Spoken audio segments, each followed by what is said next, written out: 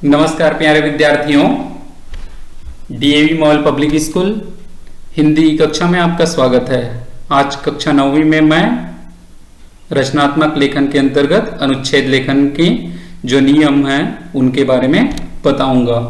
किस प्रकार अनुच्छेद लिखा जाता है और यह किस प्रकार से हमारी परीक्षा के दृष्टिकोण से भी महत्वपूर्ण है।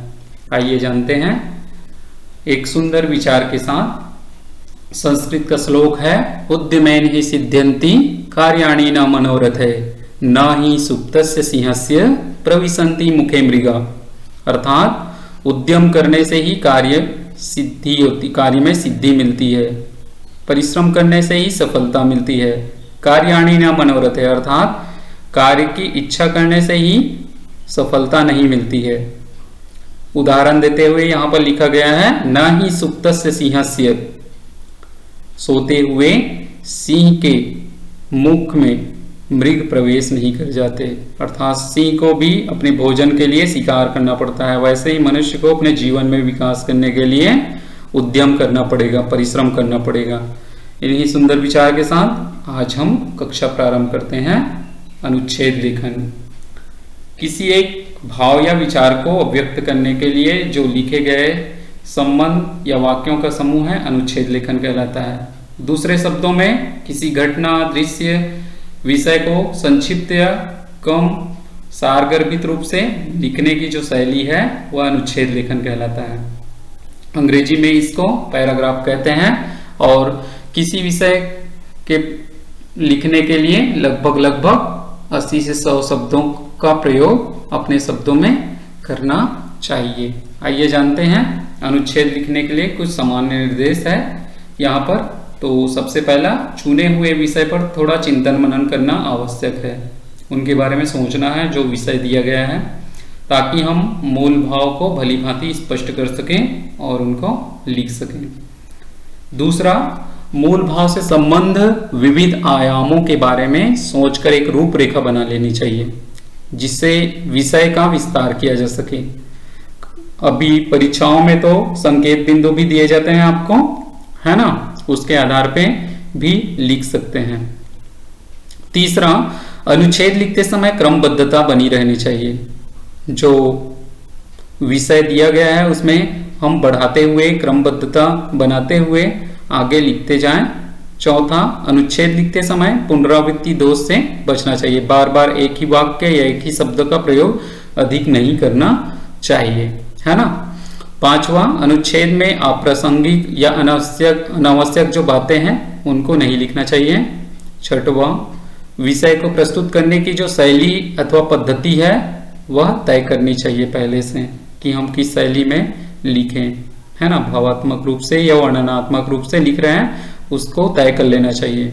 सातवां, अनुच्छेद की भाषा सरल हो, सुबोध हो एवं विषय के अनुकूल होना चाहिए। मुहावरे, लोकोक्ति का भी प्रयोग कर सकते हैं ताकि हमारी जो भाषा है वह सुंदर बन सके और पाठक जो है या पढ़ने वाला है उनको आनंद मिल सके। आठवां, लिखने के बाद उनका फिर से अध्ययन करना चाहिए, छूटे हुए दोष को दूर करना चाहिए और यह देखना चाहिए कि कोई लिखते समय कुछ वाक्य अशुद्धि तो नहीं है या कुछ छूट तो नहीं गया है। इस तरह से हम अनुच्छेद लेखन के निर्देशों का पालन करते हुए एक सुंदर अनुच्छेद और अच्छे अनुच्छेद लिख सकते हैं। आइए उदाहरण के माध्यम से जानते हैं हम, है ना। सबसे पहले उदाहरण यहाँ पे डिजिटल इंडिया, संकेत बिंदु दिया है डिजिटल इंडिया की शुरुआत, पहुंच और फायदे, है ना। तो यहाँ पर हमने तीनों बिंदुओं को समाहित करने का प्रयास किया है। डिजिटल इंडिया का मुख्य उद्देश्य है राष्ट्र के हर कोने तक सरकारी और अन्य सुविधाओं को आसानी से पहुंचाना। यह एक ऐसा क्रांतिकारी कदम है जो इंटरनेट और कंप्यूटर के माध्यम से सरकारी योजनाओं का लाभ सीधे आम आदमी के बैंक खाते में जमा हो, शिक्षा और कृषि संबंधित जानकारी दूर दूर तक के गांव वासियों तक पहुंचे। इसलिए डिजिटल इंडिया की शुरुआत की गई। बिना पैसे के इस्तेमाल किए क्रेडिट, डेबिट कार्ड या कैश वॉलेट द्वारा भुगतान, लैपटॉप या मोबाइल पर फॉर्म जमा करना, पैसों का भुगतान करना, रेलवे या होटलों की बुकिंग करना, समाचार या पत्रिका इंटरनेट पर पढ़ना, और न जाने कितने उपयोग है इस इंटरनेट के डिजिटल इंडिया। ये डिजिटल इंडिया हमें भौगोलिक दृष्टि से एक दूसरे के अत्यंत निकट ले आए हैं। पहुंच बता रहे हैं, पहुंच को समाहित किया हमने, है ना। वह दिन भी दूर नहीं जब मात्र मोबाइल से ही सब कुछ किया जा सकेगा। फायदे इनके हमने यहाँ पे समाहित किए हैं। इन फायदे जो बिंदु दिया गया है, यह दुनिया के अन्य देशों के साथ कदम से कदम मिलाकर चलने में हमारी सहायता करता है। आज की जो आधुनिक सदी है उसमें डिजिटल इंडिया हमारे देश की प्रगति में 4 चांद लगा रहा है। हर के हाथ में मोबाइल, इंटरनेट, इनसे सारा चीज सुविधाजनक हो गया है। इस प्रकार से हम एक जो विषय दिया है डिजिटल इंडिया का, उनको संकेत बिंदु के आधार पे अपनी बातों को हम लिखकर अभिव्यक्त कर सकते हैं। आशा करता हूं कि आपको अच्छे से समझ आ रहा होगा। आइए दूसरा उदाहरण देखते हैं। इसमें हमने राष्ट्रीय एकता विषय लिया है और संकेत बिंदु एकता की जरूरत क्यों है, अनेक जातीयता एक कमजोरी है, हर वर्ग का योगदान किस प्रकार होना चाहिए, आम आदमी में जागृति होना चाहिए, ये समाहित करने का प्रयास किया है। देश में प्रगति, शांति और सुरक्षा के लक्ष्य को प्राप्त करने के लिए एकता बहुत ही जरूरी है। यदि हम राष्ट्रीय एकता चाहते हैं देश में, तो इसके लिए राष्ट्रीय एकता के लिए आवश्यक है कि हमारे देश में शांति सुरक्षा भी स्थापित होनी चाहिए, है ना। हमारा देश विभिन्न धर्म और जाति के भेदभाव के चलते एकता के पाठ को भूल सा गया है।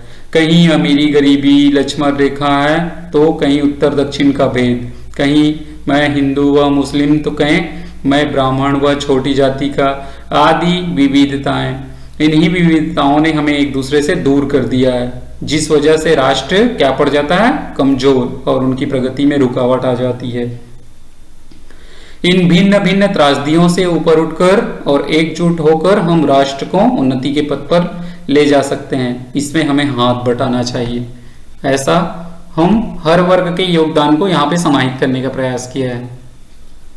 क्या हर वर्ग के लोग मिलजुल कर सलमान खान की पिक्चर और सचिन तेंदुलकर के शतक का इंतजार नहीं करते? देश की सीमाओं पर जब कोई खतरा मंडराता है तो सब धर्म जाति भूलकर एकजुट होकर सेना का साथ नहीं देते? अगर यह सब करते हैं तो क्यों ना एकता के बंधन में बंधकर हम अपने राष्ट्र को उन्नति और शांति के नए शिखर पर ले चलें, है ना। इस प्रकार से हम आम आदमी को जागरूक होना पड़ेगा। यह एकता तभी संभव होगा जब हम सब भेदों को भुलाकर संगठित हो जाएं, राष्ट्र निर्माण में अपना योगदान दें। इस प्रकार से हमने सभी बिंदुओं को समाहित करते हुए राष्ट्रीय एकता पर अनुच्छेद लिखा है। तो आप भी ऐसे कोई भी विषय हो, उन विषयों को संकेत बिंदुओं के आधार पर आप उनमें अपने अनुच्छेद लिख सकते हैं। मगर आपको शब्द सीमा यहाँ पर ध्यान रखना होगा, 80 से 100 शब्द से अधिक न हो, है ना। बच्चों, आपको आसानी से यह जो अनुच्छेद लेखन है वह लिखने के तरीके समझ आया होगा। अब आपको गृह कार्य करने हैं। जो मैं विषय दे रहा हूं उस पर अपने विचार अभिव्यक्त करेंगे। वन महोत्सव पहला, इसका अर्थ, आवश्यकता और हमारी भूमिका क्या है, इस विषय पर अपने अनुच्छेद लिखेंगे। दूसरा, महानगर की यातायात की समस्या, संकेत बिंदु, यातायात के साधनों की अधिकता और समाधान क्या है, यातायात की समस्या को रोकने के, इसको लिखेंगे। देशाटन से लाभ, देशाटन का अर्थ प्राकृतिक सुंदरता, देशाटन से क्या लाभ है ना, इसको लिखेंगे। आशा करता हूं कि आपको यह वीडियो जो विषय अनुच्छेद पढ़ाया अच्छे से समझ आया होगा, है ना। आज के लिए इतना ही। धन्यवाद। अगले वीडियो में अगले विषय के साथ पुनः मिलते हैं।